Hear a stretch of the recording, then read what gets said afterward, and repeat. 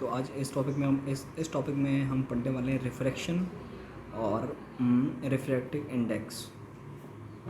तो दो चीज़ें जान लीजिए आप कि लाइट जो है स्ट्रेट लाइन में ट्रैवल करती है, जैसे कि ये EM वेव है और ये दो तरह के नेचर शो करती है, एक तो वेव नेचर, एक पार्टिकल नेचर। अब तो एक चीज़ देख पा रहे होंगे जो मैं आपको दिखा पा रहा हूँ यहाँ से,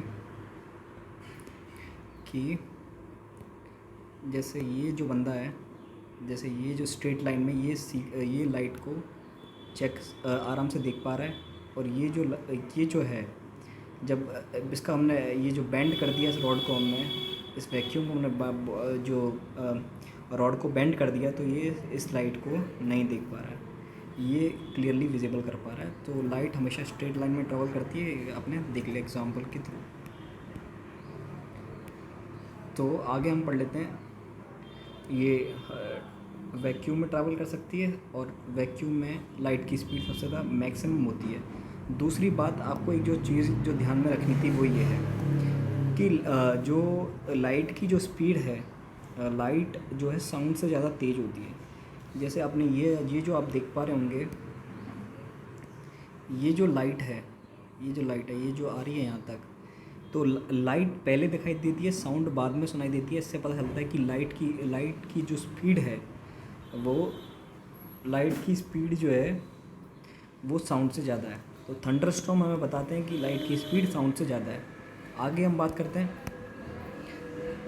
रिफ्रैक्टिव इंडेक्स की। वैक्यूम में ट्रैवल कर सकती है। रिफ्रैक्टिव इंडेक्स का मतलब होता है μ = C/V।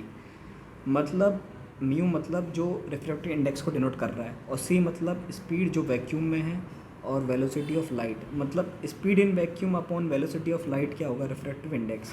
मतलब होता क्या है, अगर म्यू रिफ्रैक्टिव इंडेक्स ज़्यादा है तो वेलोसिटी लाइट की क्या हो जाएगी, कम हो जाएगी। जैसे कि वाटर का रिफ्रैक्टिव इंडेक्स है 1.33 और ग्लास का रिफ्रैक्टिव इंडेक्स है 1.50, तो वेलोसिटी ऑफ लाइट कहाँ ग्लास में कम होगी और वेलोसिटी वाटर में ज़्यादा होगी रिफ्रैक्टिव इंडेक्स की वजह से। मतलब सीधा रिलेशन ये है कि रिफ्रैक्टिव इंडेक्स में सीधा रिलेशन ये है कि रिफ्रैक्टिव इंडेक्स अगर ज़्यादा है तो वेलोसिटी ऑफ लाइट कम होगी। इम्पॉर्टेंट पॉइंट,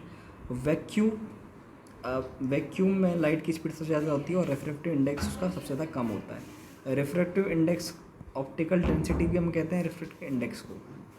अब बात कर लेते हैं रिफ्रैक्शन ऑफ लाइट को। तो इंसिडेंट रे एक जा रही है और रिफ्रैक्टिव रे आ रही है।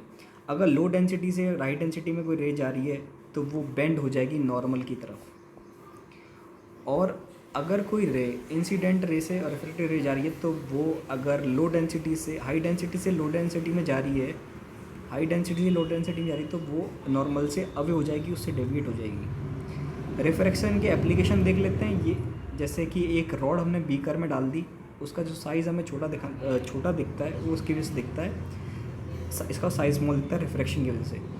ट्विंकलिंग ऑफ स्टार्स, तारों का चमकना, ये भी रिफ्रैक्शन का एप्लीकेशन है। और पूल में जो रेज्ड वाटर होता है वो भी रिफ्रैक्शन की वजह से। जो लेमन कैप्ड होता है क्लास डबलर में, वो भी इसकी वजह से। पेंसिल हमें ब्रोकन अपीयर दिखाई देती है जब हम उसको वाटर में इमर्ज कर देते हैं, तो वो भी रिफ्रैक्टिव इंडेक्स की वजह से। सन डिस्क में फ्लैटन दिखाई देती है, उसकी वजह से, रिफ्रैक्शन की वजह से। Star seems higher, advance sunset और डिले सनसेट, ये भी रिफ्रैक्शन की वजह से होते हैं। एटमॉस्फेरिक रिफ्रैक्शन, ये चार चीज़ें एटमॉस्फेरिक रिफ्रैक्शन की वजह से होती हैं। तो हमने टॉपिक ख़त्म कर लिया, रिफ्रैक्टिव इंडेक्स, रिफ्रैक्शन और प्रॉपर्टीज़ ऑफ लाइट।